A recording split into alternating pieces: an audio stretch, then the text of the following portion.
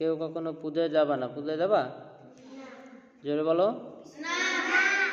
আমরা পূজায় যাব না, কারণ পূজা আমাদের ধর্মের না, পূজা হচ্ছে অন্য ধর্মের।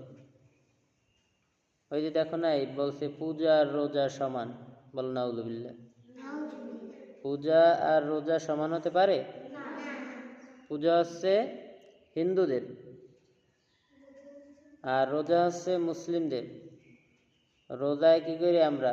ত্যাগ স্বীকার করি, অনেক কষ্ট করি, সারাদিন না খেয়ে তারপরে আমরা রোজা রাখি আল্লাহকে সন্তুষ্টির জন্য। আর ওরা পূজায় কি করে? পূজায় তো ওরা ইবাদত করে না, পূজায় তো আরো শিরক করে, ঠিক কি না? পূজায় কি করে? শিরক করে। তাহলে যারা মনে করো পুজো করে আর যারা রোজা রাখে, এই দুইটাই কি এক? এক না, কোনোদিন এক হইতে পারে না। দেখুন, যারা নিষেধ করে তারাই দিয়ে এখন আবার পূজায় যায়। যারা মানুষকে বিগত সালে পুজো থেকে ফিরিয়ে আনার জন্য বড় বড় কথা বলেছেন, তারাই এখন আবার পূজায় যাইয়ে কি করে? পূজায় যাইয়া প্রসাদ খায় না প্রসাব খায়? হ্যাঁ, তারপরে আবার কি করছে? গীতা পাঠ করে, তাই না? দেখছো তোমরা ভিডিওতে, দেখো কি করে? গীতা পাঠ করে। তারপরে আবার ওখানে যায় বক্তৃতা দেয়, ঘুরে পড়ে, মানে পুরো একটা আড্ডার জায়গা বানাই দিচ্ছে। তো হিন্দুরা তো এগুলা আমাদের ধর্মের জন্য হিন্দুরা কোনো উপকার করে?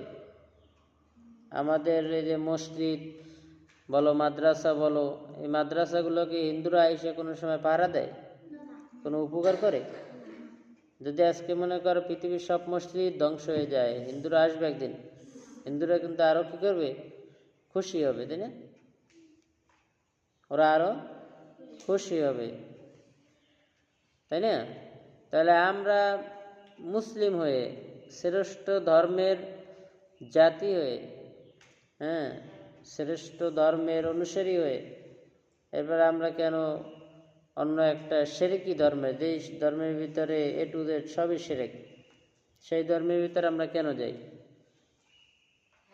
ভবিষ্যতে যাব না, আমরা এবছরও যাই নাই, ভবিষ্যতেও যাব না। অনেক সময় আমরা দেখি কি হাত মুজো পা মুজো করে অনেক মা বোনরাও পুজোয় যায়, দেখি না?